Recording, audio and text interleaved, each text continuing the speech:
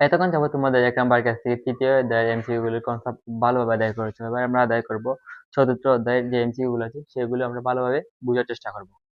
চতুর্থ অধ্যায় হলো ওয়েব ডিজাইনের পরিচয় ও এইচটিএমএল এ। তো আমাদের চতুর্থ অধ্যায় কি ওয়েব ডিজাইনের পরিচয় ও এইচটিএমএল এ। এই ওয়েব ডিজাইন যেগুলো ওয়েবসাইট গুলো রয়েছে সেগুলোর ডিজাইন কিভাবে করা হয় যাবে এইচটিএমএল এর যে বিষয়গুলো রয়েছে সেগুলো নিয়ে কিন্তু এই চতুর্থ অধ্যায়ে ভালোভাবে আলোচনা করা হয়েছে। এবার আমরা চলে যাব এমসিকিউ এ। হ্যাঁ, আমাদের প্রথম এমসিকিউ হলো আইএসপি এর পুনরূপ কি? যে আইএসপি রয়েছে আইএসপি এর পুনরূপ কি? আইএসপি পুনরূপ ইন্টারন্যাশনাল সার্ভিস প্রোভাইডার নাকি ইন্টারনেট সার্ভিস প্রোভাইডার নাকি ইন্টারনেট সুপার পাওয়ার নাকি inter international international service provider কোনটি হবে ভাইয়া? আইএসপি এর পুনরূপ ইন্টারন্যাশনাল যে সার্ভিস প্রোভাইডার রয়েছে এটি কিন্তু আইএসপি এর কোনো পুনরূপ হবে না।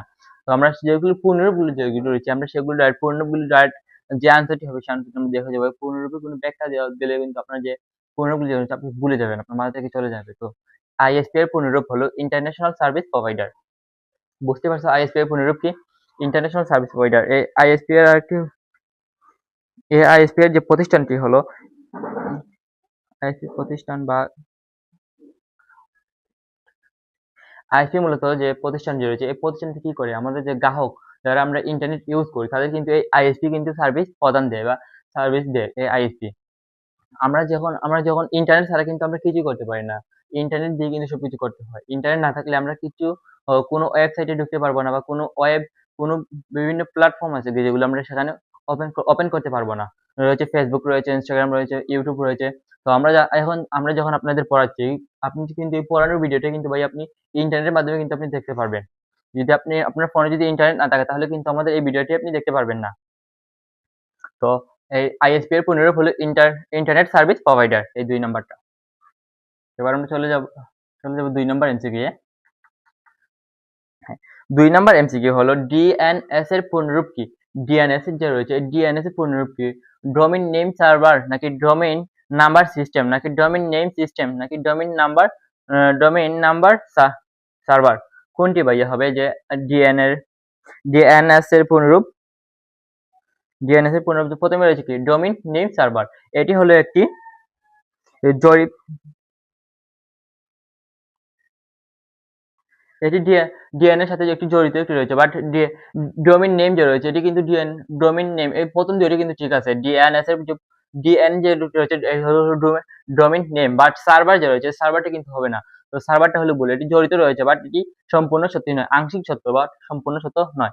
তো রয়েছে কি 2 নাম্বার রয়েছে কি domain number system. Domain number system হবে না, হতে পারে ডোমেইন নেম সিস্টেম হবে, এরকম বলছে। ডোমেইন নাম্বার সিস্টেম হবে না। তো আমাদের আনসার ডোমেইন নেম সিস্টেম কোথায় আছে? এই যে 2-3 নাম্বার যে অপশনটা রয়েছে এই 3 নাম্বারে রয়েছে কি ডোমেইন নেম সিস্টেম। এটি হলো কি ডিএনএস এর পুনরূপ। ডোমেইন নেম সিস্টেম যেটি রয়েছে এটি মানুষ যে কাজগুলো সহজে মনে রাখার জন্য যেমন google.com লিখে ডিএনএস এ সেটি আইপি অ্যাড্রেসে রূপান্তর করে। গুগল যে .com রয়েছে ডিএনএস এ কি করে এটি আইপি অ্যাড্রেসে কি করে রূপান্তর করে যে এই ডিএনএস কি যে google.com এ যদি আমরা কোনো কিছু সার্চ মারি তখন এটি কিন্তু যদি আমরা বাংলা সার্চ মারি তো এটাকে কিন্তু আপনাকে যে ডিএনএস এ কিন্তু আপনার কাছে এটি সম্পূর্ণ এনে দেয় কি ডিএনএস। এর মাধ্যমে কি করে যে আমরা যে কিছু সার্চ মারি না কেন এটির মাধ্যমে ডিএনএস এর মাধ্যমে কিন্তু এটি আমাদের সামনে আসে। তো ডিএনএস এর পুনরূপ কি ডোমেইন নেম সিস্টেম। এবার আমরা চলে যাব 3 নাম্বার এমসিকিউ এ। 3 নাম্বার হলো ডেটাবেজের সাথে সংযোগ থাকে কোন ওয়েবসাইট? ডেটাবেজ যে রয়েছে ডেটাবেজের সাথে সংযোগ থাকে কোন ওয়েবসাইট ডেটাবেজের সাথে সংযোগ থাকে? স্টেপ ওয়েব পেজ নাকি ডোমেইন ওয়েব পেজ নাকি গ্লোবাল ওয়েব পেজ নাকি নরমাল ওয়েব পেজ? কোন ওয়েবসাইটটি ডেটাবেজের সাথে সংযোগ থাকে? স্টেট যে ওয়েব পেজ রয়েছে এটি হলো এই ওয়েব পেজের কাজ কি? এটি স্থানীয় যে তথ্যগুলো রয়েছে ভাইয়া এই স্থানীয় তথ্যের পরিবর্তন থাকে। এটি কি স্থানীয় তথ্যের পরিবর্তন থাকে কি state web page.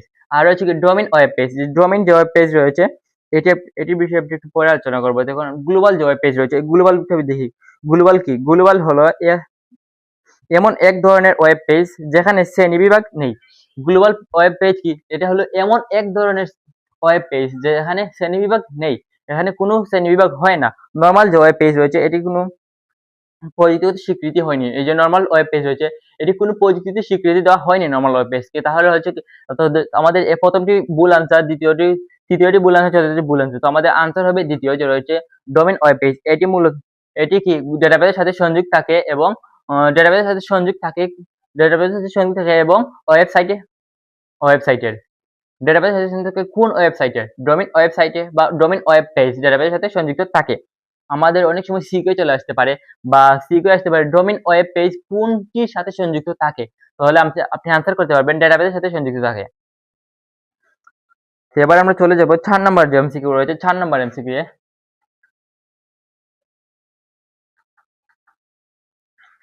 4 number MCQ হলো সবচেয়ে বড় হেডিং ট্যাগ কোনটি? ঠিক আছে নি সবচেয়ে বড় হেডিং ট্যাগ কোনটি? তো H6 এখানে যে রয়েছে H6 এটা কি সবচেয়ে বড় হেডিং ট্যাগ না H6 হলো সবচেয়ে ছোট হেডিং ট্যাগ? আমরা জানি যে H6 যে রয়েছে এটি কিন্তু সবচেয়ে ছোট হেডিং ট্যাগ। তো H5 যে রয়েছে H5 কিন্তু তার চেয়ে একটু বড়।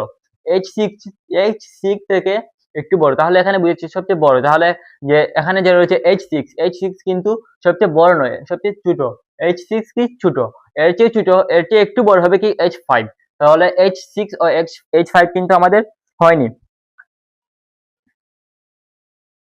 এই ভুল আসছে নাকি? মিস্টেক 3 আমাদের 4 নাম্বারটা আসার কথা, এসে গেছে 7 নাম্বারটা।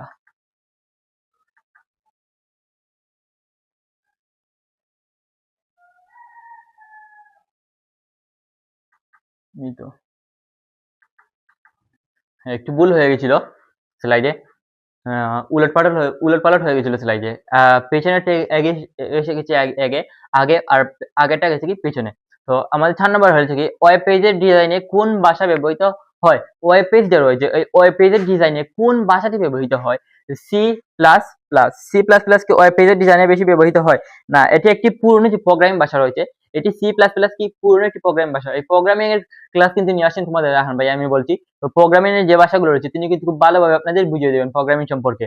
তো আর সি প্লাস প্লাস হলো একটি পুরনো প্রোগ্রামিং ভাষা। আর কিউ বেসিক যে রয়েছে এই কিউ বেসিক কি? কিউ বেসিক হলো একটি পুরনো প্রোগ্রামিং ভাষা। তো এখানে আমরা পেয়েছি কি পুরনো প্রোগ্রামিং ভাষা পেয়েছি দুটি। তো সি প্লাস প্লাস যেগুলো রয়েছে এগুলো কি পুরনো প্রোগ্রামিং ভাষা এবং কিউ বেসিক এটাও হলো কি পুরনো প্রোগ্রামিং ভাষা। তাহলে এখানে কি হয়েছে? আমাদের চেয়েছে ওয়েব পেজ ডিজাইনে কোন ভাষায় ব্যবহৃত হয়? যে পাইথন যে রয়েছে এই পাইথন কি? এটি হলো একটি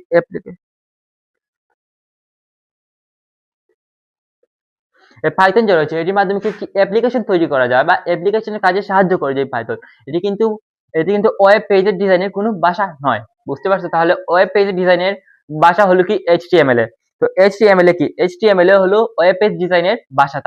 তাহলে আমি আপনাকে যদি আপনার পরীক্ষা আসে HTML এর পূর্ণরূপ কি আপনি দিতে পারবেন hyper text makeup language. Hyper text makeup language কি?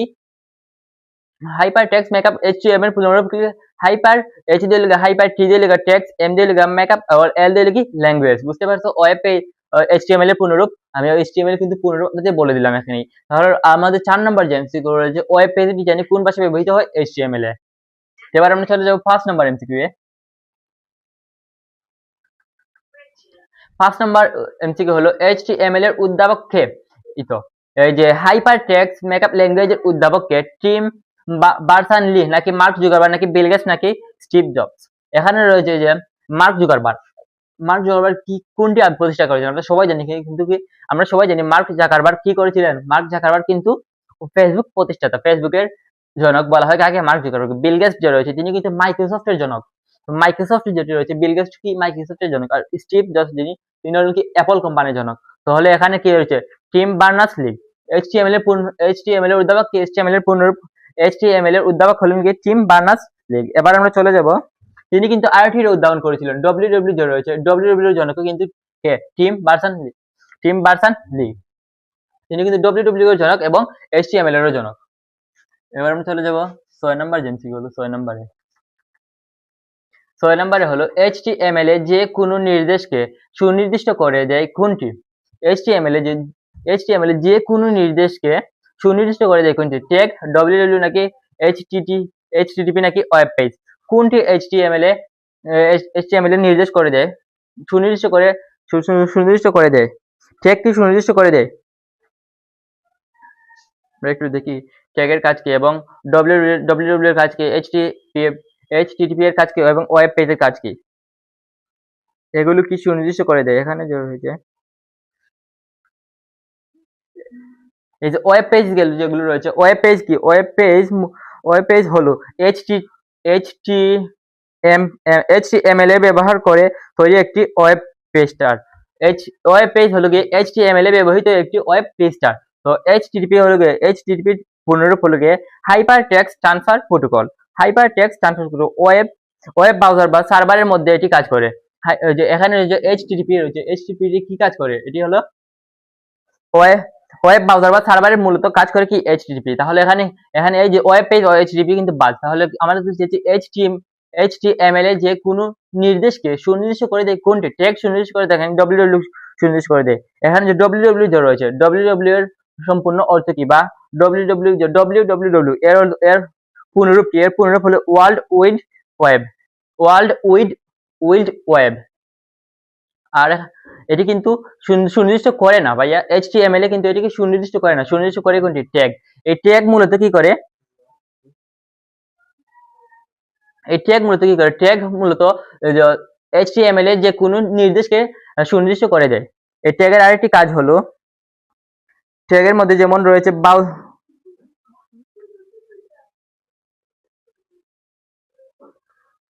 যে ব্রাউজার যে রয়েছে, এই ব্রাউজার কি করে, ট্যাগের কাজ হলো ব্রাউজারের মধ্যে দেখতে পারে যে কোন তথ্যগুলিকে সুনির্দিষ্ট করে দেওয়া হয়েছে, এগুলি কি করে ট্যাগের কাজ।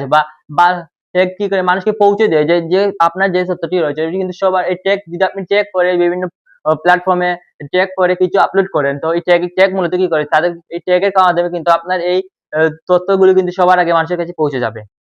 এটাকে বুঝাচ্ছে। এবার আমি চলে যাবো 7 নম্বরে। 7 নম্বরে কিছু সবচেয়ে বড় হেডিং ট্যাগ কোনটি? আমি একটু আগে বলেছিলাম আপনাদের যে H6 হলো সবচেয়ে ছোট হেডিং ট্যাগ। H6 কি সবচেয়ে ছোট হেডিং ট্যাগ, এবং H5 যে রয়েছে, H5 হলো H6 থেকে একটু ছোট।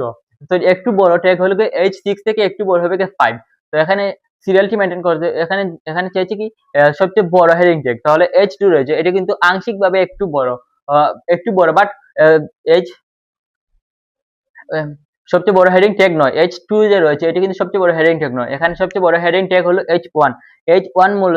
H1 কি সবচেয়ে বড় হেডিং ট্যাগ। এবার আমরা যাব 8 নম্বরে। এই যে ওয়েব ডিজাইন কি, যে অধ্যায়টি বাইরে রয়েছে তোমাদের, এই অধ্যায় সম্পর্কে কিন্তু আপনারা, যেহেতু আপনি এইচএসসি পরীক্ষা দিচ্ছেন, সেহেতু কিন্তু ভাই আপনি এই যে অধ্যায়গুলো রয়েছে, এখান থেকে কিন্তু আপনি ভালোভাবে আপনার কনসেপ্ট রয়েছে এই অধ্যায় সম্পর্কে। আর গেল কই স্লাইড,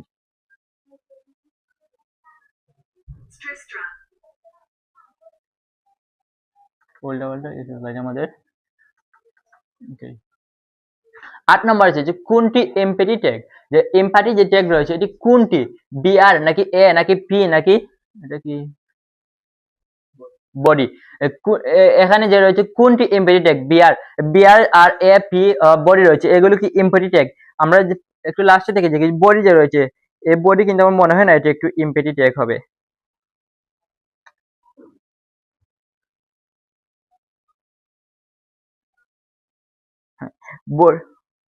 বডি যে রয়েছে, এটি কিন্তু এমপ্যাথি ট্যাগ নয়, এটি ক্লোজিং ট্যাগ।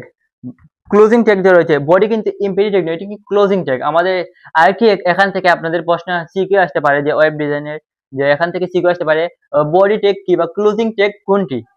অনেক আরো কি এমসিকিউ চলে আসতে পারে, ক্লোজিং ট্যাগ কোনটি, আপনি অবশ্যই আনসার করতে পারেন বডি যে রয়েছে, এটি হলো কি ক্লোজিং ট্যাগ। এই পি যে রয়েছে, এই পি কি যে রয়েছে, এটিও কিন্তু একটি ক্লোজিং ট্যাগ। এই পি কি, এটিও কিন্তু একটি ক্লোজিং ট্যাগ। তো এখানে রয়েছে বডি, পি, এই দুটি কিন্তু একটি ক্লোজিং ট্যাগ। এ যে রয়েছে, এটিও হলো ক্লোজিং ট্যাগ। আমাদের এখানে চাইছে এমপ্যাথি ট্যাগ কোনটি, তাহলে এ পি বডি এই তিনটি কিন্তু একটি ক্লোজিং ট্যাগ, এটি কিন্তু কোনো এমপ্যাথি ট্যাগ নয়। তাহলে এখানে কি আর রয়েছে কি বিআর, এই বিআর মূলত হলো এমপ্যাথি ট্যাগ। এই বিআর এর আরেকটি এখানে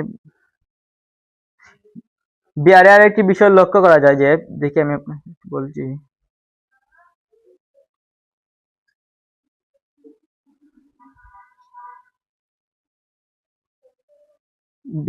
বিআর একটি এমপ্যাথি ট্যাগ হতে পারে, এবং এটি লাইন ব্রেক তৈরি করে। এই বিআর কি লাইন ব্রেক যে রয়েছে, এই লাইন ব্রেক কিন্তু তৈরি করে।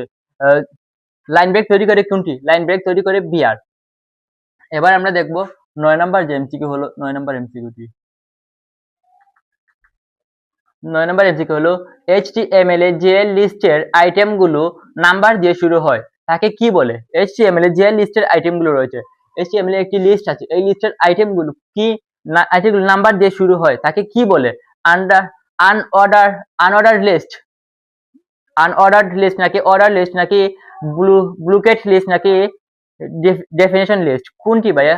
HTML এ যে লিস্টগুলো রয়েছে, লিস্টের আইটেমগুলো রয়েছে, কোনটি দিয়ে শুরু হয়? যে প্রথমে রয়েছে কি আনঅর্ডার লিস্ট যে রয়েছে, এই আনঅর্ডার লিস্ট কি? এটি কিন্তু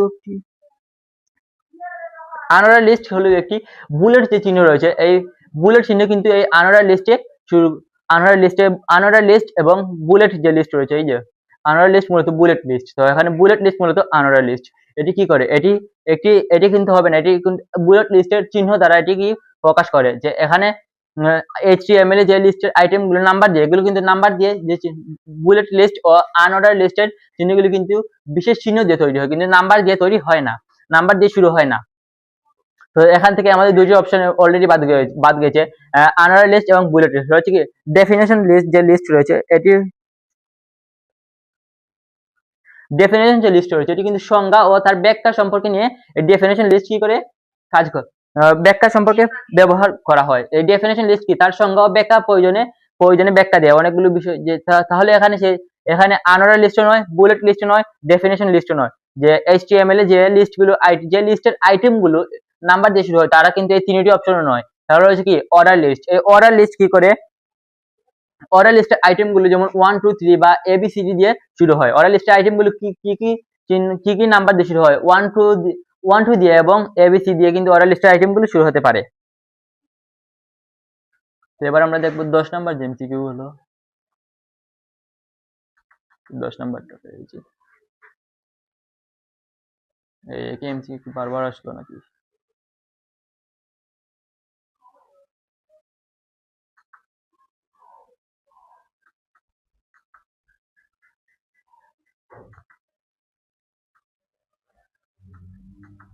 দশ নম্বর আছে HTML এর যে লিস্ট বুলেট বা প্রতীক দিয়ে চিহ্নিত করা হয় তাকে কি বলে?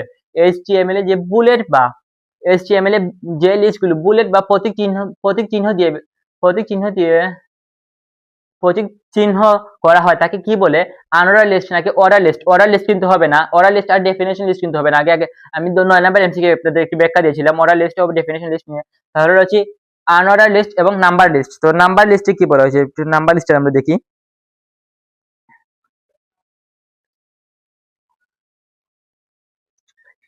যে HTML এ যে নাম্বার লিস্টটি যে রয়েছে, এই নাম্বার লিস্ট মানে কি রয়েছে? নাম্বার লিস্ট মানে কোনো অফিসিয়াল লিস্ট ট্যাগ নেই। তাহলে এই নাম্বার লিস্ট নামে কোনো অফিসিয়াল লিস্ট ট্যাগ নেই। তাহলে তো আমাদের আনসার হবে আনঅর্ডার লিস্ট। এই আনঅর্ডার যে লিস্ট রয়েছে এটি কি বুলেট বা প্রতীক চিহ্ন দিয়ে চিহ্নিত করা হয় আনঅর্ডার লিস্টকে। আমরা এবার দেখবো 11 নাম্বার এমসিকিউ। 11 নাম্বার এমসিকিউ, টেবিলের হেডিং এর জন্য কোন ট্যাগটি ব্যবহৃত হয়? টেবিল যে রয়েছে এই টেবিলের হেডিং এর জন্য কোন ট্যাগটি ব্যবহৃত হয়? এখানে রয়েছে টিআর হলো কি? Table rule. টিআর কি? টিআর হলো টেবিল রুল। তো টেবিলের হেডিং এর জন্য এই টিআর যে ট্যাগটি রয়েছে এটি কিন্তু ব্যবহৃত হয় না। এটি হলো টেবিল রুল। এটি টেবিলের সারি তৈরি করে। টেবিল রুল কি করে? টেবিলের সারিগুলো রয়েছে এই সারিগুলো তৈরি করে কোনটি? টেবিলের হেডিং এর জন্য যে এই টিআর রয়েছে টিআর কিন্তু হবে না। তো এটি হলো টেবিল যে রুল, এটি হলো টেবিল রুল। আর রয়েছে কি টিডি হলো টেবিল ডেটা। টিবির পূর্ণরূপ হলো কি টেবিল ডেটা, টিআর এর পূর্ণরূপ হলো কি টেবিল রুল। টেবিল ডেটা যে রয়েছে, টেবিল ডেটার কাজ কি? টেবিল ডেটা হলো টেবিলের সাধারণ যে ডেটাগুলো রয়েছে এগুলোকে প্রদর্শন করা বা ব্যবহৃত করা হয় টেবিল ডেটার মাধ্যমে। তো এখানে টিআরও হবে না, টেবিল ডেটাও হবে না। তো এখানে রয়েছে টিএইচ ও বিআর। বিআর কি হবে? এখানে বিআর হবে না। আগে কিন্তু আমি বিআর এর সম্পর্কে কিন্তু আপনাদের আগের প্রশ্নে কিন্তু বিআর এর একটি যে ব্যাখ্যা দিয়েছিল, এই বিআর কিন্তু আমি আপনাদের বলেছিলাম বিআর কি। এখানে যে বিআর রয়েছে, বিআর হলো একটি লাইন ব্রেক। তো বিআর কি? BR line break. এখানে কিন্তু টেবিলের হেডিং এর জন্য বিআর ব্যবহৃত হয় না, বিআর ট্যাগটি ব্যবহৃত হয় না। কোন ট্যাগটি ব্যবহৃত হয়? টিএইচ কি? টিএইচ হলো টেবিল হেডিং। টেবিল হেডিং যে রয়েছে এটি হলো কি টেবিল হেডিং যে রয়েছে, টেবিল হেডিং কি টিএইচ। টিএইচ এর মূলত কাজ হলো টেবিলের শিরোনাম বা হেডিং প্রদর্শনের জন্য ব্যবহৃত হয়। টেবিলের শিরোনামগুলো যে রয়েছে, টেবিলের শিরোনাম অনেক সময় দেখবেন যে সংবাদপত্রে যে শিরোনামগুলো রয়েছে, সংবাদপত্রে দেখবেন যে এই ছোট ছোট করে কিছু একটি যাচ্ছে, এগুলো কি শিরোনাম, এখানে শিরোনাম লেখা থাকে। তো এখানে টেবিলের হেডিং হেডিং এর জন্য কোন ট্যাগটি বেশি ব্যবহৃত হয়? টিএইচ, এখানে আসবে টিএইচ। টিএইচ হলো কি টেবিলের শিরোনাম। এটি সাধারণত ব্লাড আকারে থাকে, এটি সাধারণত কি আকারে থাকে? বোল্ড আকারে থাকে। এটি সাধারণত কি আকারে থাকে? বোল্ড আকারে থাকে। বোল্ড কি আপনারা চিনেন? বোল্ড যদি আপনি বোল্ড আপনারা মেবি চিনেন। বোল্ড আকারে এটি টেবিলের হেডিং কি থাকে? বোল্ড আকারে থাকে। বোল্ড আমি নিজেও ভালো ঠিক বুঝতাম, চিনি না ভাইয়া বোল্ড কি। এবার আমরা দেখব 12 নাম্বার যে এমসিকিউ গুলো। 4 নাম্বার আসছে কেন?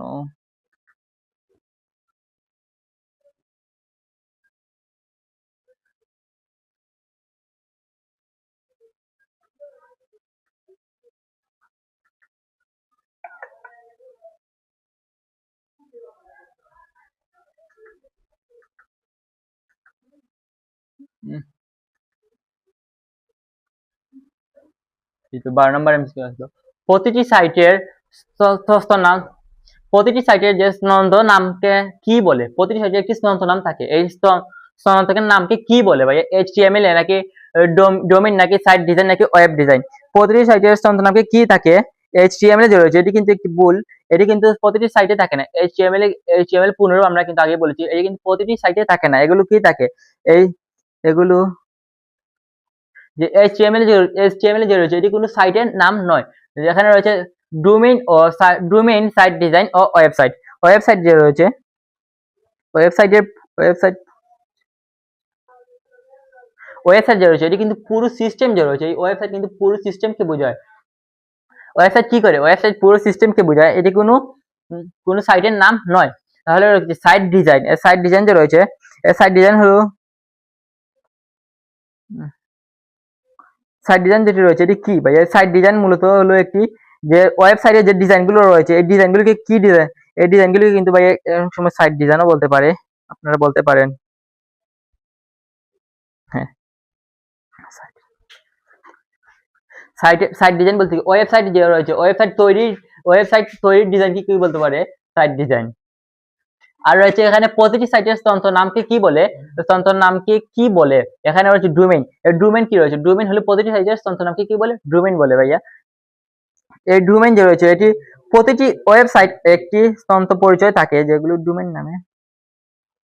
প্রতিটি ওয়েবসাইট যে রয়েছে, প্রতিটি ওয়েবসাইট অনেকগুলো ওয়েবসাইট রয়েছে, যেমন google.com, facebook.com, আরো রয়েছে youtube.com। এগুলো কি? এগুলো হলো প্রতিটি ওয়েবসাইটের তন্ত্র নাম। এটা কি বলে ভাইয়া? ডোমেইন নামে থাকে। প্রতিটি ওয়েবসাইটের তন্ত্র নামে কি থাকে? ডোমেইন নামে থাকে। 13 নম্বর এমসিকিউ হলো শিক্ষামূলক প্রতিষ্ঠানের টপ লেভেল ডোমেইন কোনটি? শিক্ষামূলক যে প্রতিষ্ঠান রয়েছে, শিক্ষামূলক প্রতিষ্ঠানের টপ লেভেল ডোমেইন কোনটি? কম যে রয়েছে, এখানে .com কি শিক্ষামূলক প্রতিষ্ঠান? এটি হলো এটি কোনো শিক্ষামূলক প্রতিষ্ঠান নয়, এটি যে ব্যবসামূলক যে প্রতিষ্ঠান রয়েছে, এই ব্যবসামূলক প্রতিষ্ঠানে কি এটি হলো টপ লেভেল ডোমেইন। ব্যবসামূলক প্রতিষ্ঠানের টপ ডোমেইন। এবার আমরা এখানে কি যে শিক্ষামূলক, আমাদের এখানে কিন্তু শিক্ষামূলক রয়েছে কি ডট এডু মানে কি এডুকেশন, আর রয়েছে কি ডট অর্গানাইজেশন এবং ডট ইন্টারনেট। এগুলো কিন্তু কোনো এই যে দুটি রয়েছে, এই দুটি কিন্তু কোনো শিক্ষামূলক প্রতিষ্ঠানের ডোমেইন নয়। তাহলে শিক্ষামূলক প্রতিষ্ঠানের টপ লেভেল ডোমেইন কোনটি? এডুকেশন হলো কি শিক্ষামূলক প্রতিষ্ঠানের top level domain, dot education. এবার আমরা দেখবো 14 নাম্বারটা। 14 নম্বর হলো ওয়েবসাইট যে সার্ভারে থাকে তাকে কি বলে? ওয়েবসাইট যে রয়েছে, এই ওয়েবসাইট যে সার্ভারে থাকে তাকে কি বলে ভাইয়া? ক্লায়েন্ট বলে নাকি হোস্টিং সার্ভার বলে নাকি ওয়েব এক্সকেল বলে নাকি ওয়েব পেজ বলে? ওয়েবসাইট যে সার্ভারে থাকে এটাকে কি বলে ভাইয়া? আমরা কি জানি ওয়েবসাইট যে সার্ভারে থাকে তার নাম কি? তোমরা কি জানো? তোমরা যদি না জানো ভাইয়া, তোমরা যদি না জানো তাহলে এখনই জেনে নাও, ওয়েবসাইট যে সার্ভারে থাকে তাকে কি বলে? আমরা কিন্তু সবাই জানতে চাই যে এখানে রয়েছে প্রথমে রয়েছে ক্লায়েন্ট। ক্লায়েন্ট হলো ব্যবহারকারীদের ক্লায়েন্ট কি? ক্লায়েন্ট যে রয়েছে এটি কিন্তু ব্যবহারকারীদের কম্পিউটার রয়েছে, এগুলো ব্যবহারকারীদের কম্পিউটারকে এই যে সার্ভারে দেওয়া হয় এটা কিন্তু ক্লায়েন্টের মাধ্যমে দেওয়া হয়। যে এখানে রয়েছে কি আর রয়েছে ওয়েব এক্সেল। ওয়েব এক্সেল হলো কোন যে ওয়েব এক্সেল যে রয়েছে কিন্তু সার্ভারের নাম নয়। তো আমরা এখানে কি ওয়েবসাইটের যে সার্ভারে থাকে তাকে কি বলে, ক্লায়েন্ট কিন্তু বলে না। ওয়েব এক্সেল যে রয়েছে এটি কিন্তু কোনো সার্ভারের নাম নয়, তাহলে এটি হবে না। ওয়েব পেজ যে রয়েছে, ওয়েব পেজ হলো কি একটি ওয়েবসাইটের নির্দিষ্ট পৃষ্ঠার, এটি কোনো সার্ভারের নাম নয়। ওয়েব পেজ এটি হলো একটি নির্দিষ্ট পৃষ্ঠার বা কোনো সার্ভারের নাম নয়। তাহলে ওয়েব এক্সেল কোনো সার্ভারের নাম নয়, ওয়েব পেজও কোনো সার্ভারের নাম নয়, ক্লায়েন্ট এটিও কিন্তু বলতে। তাহলে আমাদের আনসার হবে হোস্টিং সার্ভার। যে হোস্টিং সার্ভার রয়েছে এটি কি থাকে, ওয়েবসাইট যে সার্ভার থাকে তাকে কি বলে, হোস্টিং সার্ভার। হোস্টিং সার্ভারে কিন্তু ওয়েবসাইট থাকে। এবার আমরা দেখবো 15 নম্বর এমসিকিউ। 15 নম্বর এমসিকিউ চলে আসলো। তো এই 15 নম্বর যে এমসিকিউ ছিল, এই 15 নম্বর এমসিকিউ কিন্তু আমাদের ওয়েব ডিজাইন ও পরিচয় ও এইচটিএমএল এর অধ্যায়, যে অধ্যায় তোমাদের চতুর্থ অধ্যায়ের এই 15 নম্বর এমসিকিউ হলো লাস্ট এমসিকিউ। তোমরা যারা এতক্ষণ যাবত আমাদের এই ক্লাসটি দেখতেছো তারা কিন্তু মনোযোগ সহকারে এই আইসিটি ক্লাসগুলো দেখো। আমি দেখেছি যে অনেক সময় যে অনেকে আইসিটি এমসিকিউ আপনাদের ওয়ান শট দিয়েছে, তাদের ওয়ান শট গুলো কিন্তু অনেক সময় দেখেছি যে তাদের ওয়ান শট আমরা যেভাবে আপনাদের ব্যাখ্যা সহকারে বুঝাচ্ছি তারা কিন্তু ব্যাখ্যা সহকারে বুঝাচ্ছে না, প্রতিটি অপশনে কিন্তু তারা আপনাদের ব্যাখ্যা দিচ্ছে না। আমরা কিন্তু আপনাকে প্রতিটি অপশনের যে ব্যাখ্যাগুলো দিচ্ছি, আপনি আপনার সিকিউর জন্য কিন্তু আপনি এই অপশনের ব্যাখ্যাগুলো যদি আপনি ভালোভাবে দেখেন, আপনার সিকিউর জন্য কিন্তু আপনি প্রস্তুত হতে পারবেন। তো আমাদের 15 নম্বর এমসিকিউ হলো HTML5 চালু হয় কত সালে? HTML5 যে রয়েছে এটি চালু হয় কত সালে? 2000 সালে। 2000 সালে কিন্তু HTML5 শুরু হয়নি, 2000 সালে শুরু হয়। 2000 সালে কিন্তু শুরু হয়নি, শুরু হয়েছিল 2014 সালে। HTML5 যে রয়েছে চালু হয় কত সালে? 2014 সালে। এটি কিন্তু আমাদের মনে রাখতে হবে। HTML5 চালু হয় কত সালে? 2014 সালে। এখানে আমাদের যে চতুর্থ অধ্যায়ের এমসিকিউ গুলি এখানে শেষ করলাম। তো পঞ্চম অধ্যায় নিয়ে প্রোগ্রামিং ভাষা যেগুলো রয়েছে এখন পঞ্চম অধ্যায় নিয়ে তোমাদের রাহান ভাই আলোচনা করবেন। তার ক্লাসটা আপনারা সবাই মনোযোগ সহকারে দেখেন।